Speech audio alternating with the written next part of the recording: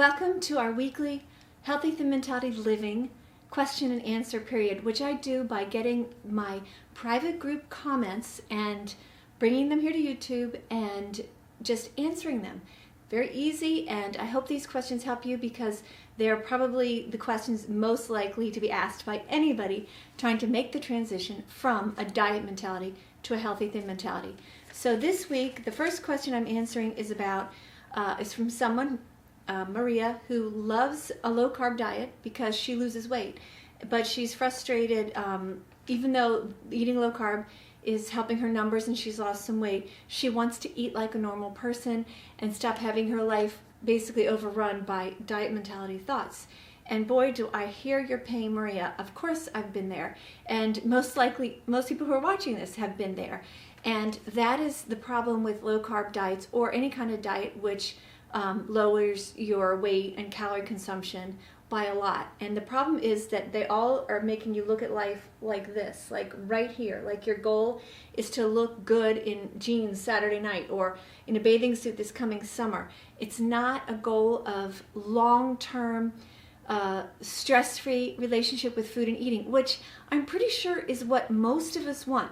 We want to be in a body we love, at a great weight that we like, and also to love food and participate in life fully by being able to be around food and not fear food and not constantly having all these diet mentality thoughts.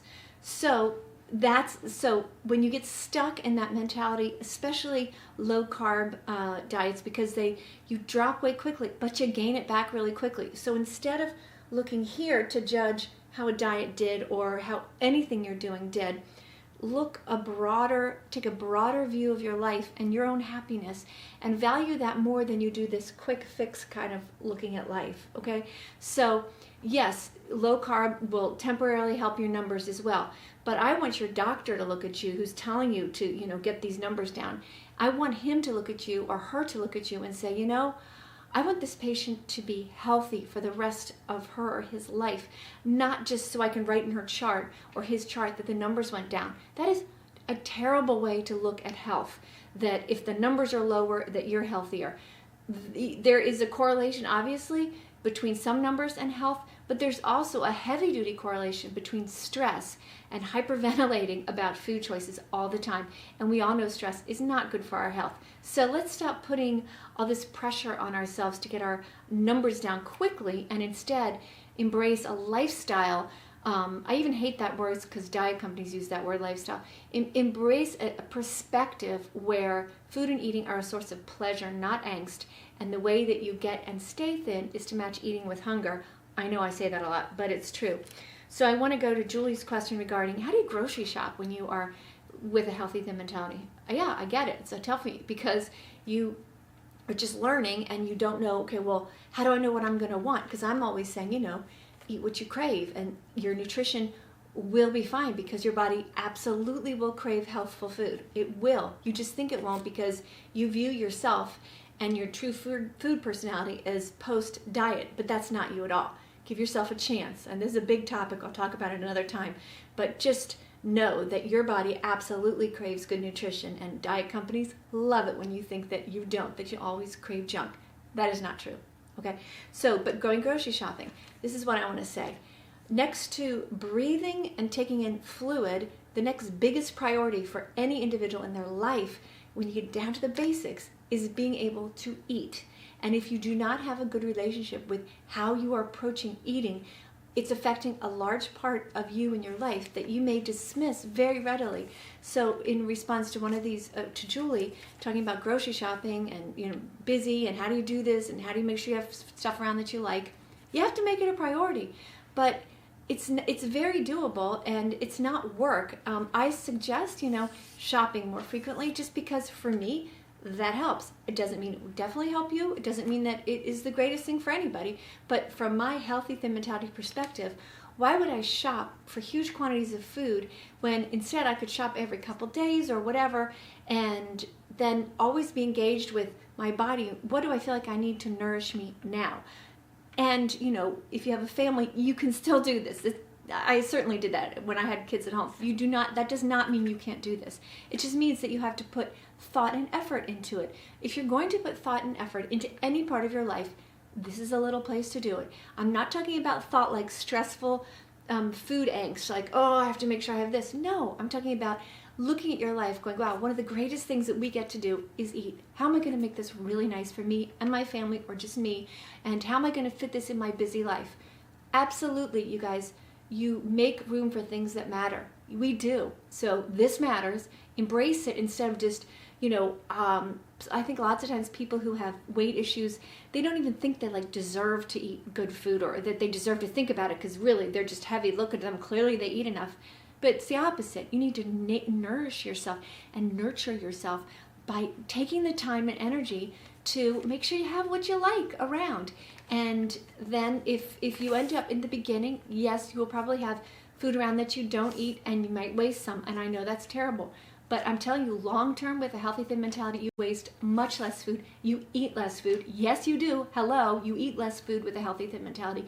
But you do it within your harmonious relationship with food and eating. It's not negative. It's not, oh, I don't get to eat this. It's like, I get to eat this, so why would I eat that when I'm not hungry? It's all about I get to, not I can't. It's all about, wow, I can do this, not I can't. So make grocery shopping, or however you like to get your food arranged, make it a part of your life that you take some time with, okay? There was a comment regarding one of our private Facebook group followers who says, after meal she likes these little fruit ice bars, and she's all concerned about, like, should I not have that because I'm really hungry. I just like the taste of it. It feels really refreshing. It washes down the food.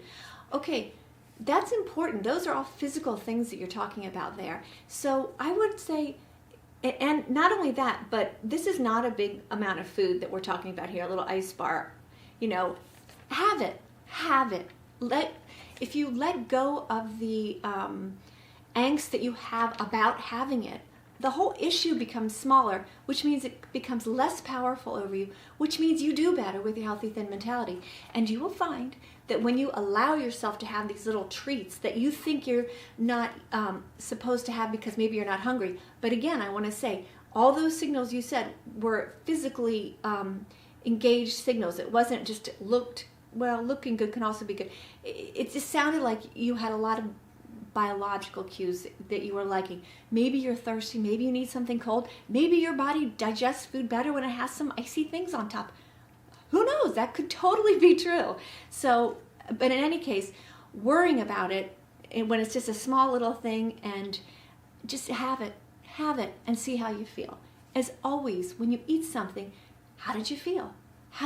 So reflect on that. And that's all what's in my workbook is about, how doing something and then reflecting on it, learning, it's a conscious decision here to develop a healthy, thin mentality. But the beautiful thing is, after you consciously develop it, you can go on autopilot. Yes, you can, definitely. And your body will help you with that and give you signals, and you won't have to go, oh, am I hungry? You'll know, I promise. Then Heather, this had great comment saying she lost 15 pounds on the 21-day fix. Yeah, we've all lost weight quickly on a fix like that, and she, exercised as well.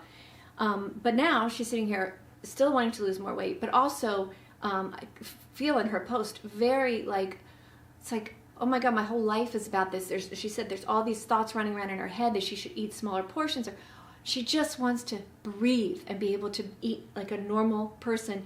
And she says, why can't she do this again, get back into a healthy, thin mentality? And I will always be honest.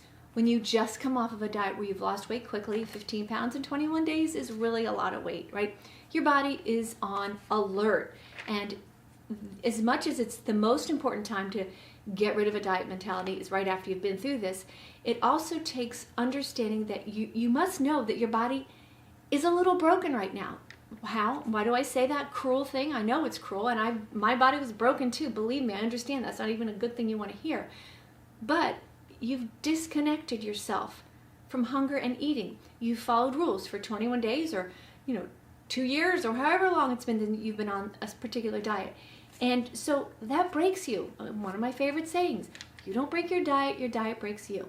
You don't break your diet breaks you. You don't break your diet breaks you.